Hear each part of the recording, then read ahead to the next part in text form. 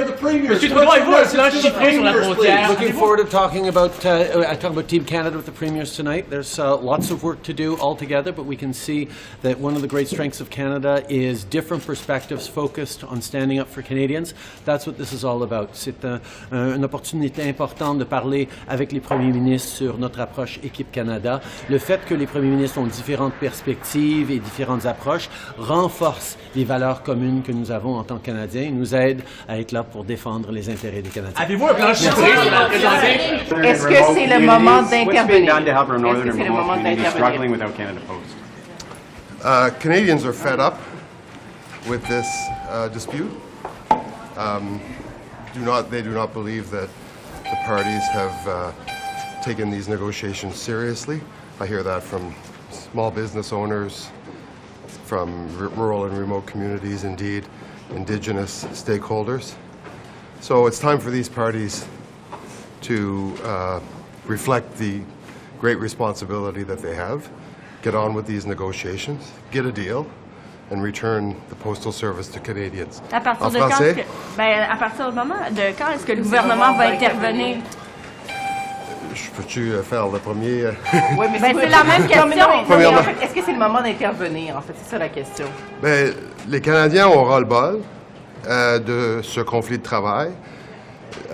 Ils trouvent que les partis ne prennent pas au sérieux la grande responsabilité qu'elles ont à fournir ce service, notamment aux gens de qui j'entends parler, les PME, les gens dans les communautés éloignées, les régions, dans le Grand Nord, dans les communautés autochtones, les gens qui dépendent de Post Canada pour leurs médicaments, pour la survie de leur entreprise. Donc, j'en appelle aux deux partis de commencer à prendre très au sérieux le travail qu'elles ont devant eux et de conclure une entente au plus vite. Mais si vous n'êtes pas satisfait du travail d'une des parties, l'employeur, vous, le gouvernement du Canada, vous êtes le propriétaire unique de Post Canada.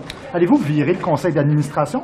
Je suis le ministre du Travail, donc je suis une partie neutre, c'est-à-dire entre les partis, c'est ma responsabilité. Je ne représente pas l'actionnaire, je représente le Code canadien du travail, qui notamment prévoit une négociation collective, une tâche à laquelle je tiens à noter que ces deux parties, les deux parties, à laquelle elles échouent à l'heure actuelle. Mais est-ce que c'est le moment d'intervenir pour vous?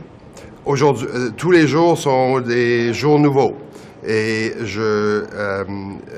aujourd'hui, nous disons aux partis de prendre très au sérieux les responsabilités, les très grandes responsabilités qu'elles ont envers les Canadiens. Est-ce qu'il y a un non? Every day is a new day. Oui. Every day is a new day. And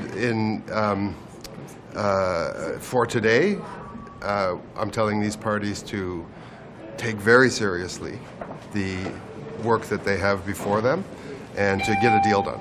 Sinon, qu'est-ce qui se passe? Il n'y a pas de sinon, il n'y a pas de question hypothétique ici. Aujourd'hui, on a un Code canadien du travail qui prévoit un système de négociation collective et je demande aux deux parties de remplir les grandes responsabilités qu'elles ont. Mais la question, c'est à partir de quand, juste à partir de quand est-ce que vous vous dites, moi, il faut que j'intervienne dans votre tête, là, parce que c'est sûr qu'à un moment donné, il y a un bloc, il y a une ligne rouge. Où est-ce qu'elle est, votre ligne rouge dans votre tête? Moi, je suis ici pour miroiter la très grande frustration. Et je pense, là, ici, je parle aux syndicats ainsi qu'à l'employeur, à leur rappeler que ça fait maintenant 3 semaines qu'on tourne autour du pot et qu'on doit arriver à une entente, et ce, de façon très rapide. Mais elle est où la ligne rouge? Il n'y a pas de ligne rouge. Il y a un système de négociation collective à laquelle les partis échouent actuellement. Mais selon votre complexe... de l'idée d'embaucher davantage de professeurs arabes, musulmans et palestiniens. On va laisser les universités faire l'embauche en fonction des compétences. C'est un comité indépendant, Bien, certains de vos mais collègues je suis d'accord. Écoutez, je pense qu'on va laisser les universités choisir les professeurs en fonction de leurs compétences. En avez-vous entendu parler de Bishop dans votre circonscription? Non, j'ai pas eu l'occasion d'avoir de conversation là-dessus. Qu'est-ce que tu veux aujourd'hui? Qu'est-ce Non, mais je veux que vous répondiez à la question de mon collègue. Qu'est-ce que vous pensez de l'idée d'embaucher davantage de professeurs arabes, musulmans, palestiniens, comme le recommande un comité parlementaire? Je te dis honnêtement, c'est une question délicate. On respecte la liberté de religion et on respecte la loi canadienne. Mais est-ce que vous pensez que les institutions devraient être plus proactives, comme les institutions scolaires, par exemple, pour embaucher davantage de profs Honnêtement, musulmans? ça c'est une question provinciale, là. Si vous êtes au courant, là. Je laisse ça aux Donc, il provinces faut de dealer. respecter la compétence provinciale du Québec. Moi, je dis, je laisse la province de dealer avec cette question-là. Pourquoi est-ce que le comité fédéral, avec certains de vos collègues, ont fait cette recommandation? Et la santé, c'est provincial. Je sais, mais c'est quand même le fédéral qui a fait cette recommandation-là. C'est un comité fédéral. C'est une erreur qu'ils ont faite? Moi, je pense que ça dépend de province de dealer avec ça. Merci. On the recommendation of the committee for institutions like universities to hire more, for instance, Muslim or Arab professors, sorry if I'm not, what do you think of this recommendation? Yeah, I think it's really very important for the young people to have role models, and more diversity we have, I think there will be more tolerance, and it's really very important what all the students have gone through. I think it's important that they see that they are being represented at that level. Is there a risk that some people will be hired based on their identity and less on their competence? No, it should be competence, and I think we need to have diversity so that like everyone sees themselves like, I think representation at all levels matters. So representation in politics matters, and representation in universities, I think, the testimonies which we heard in for the Islamophobia study, as well as I did 7 roundtables on anti-Palestinian racism.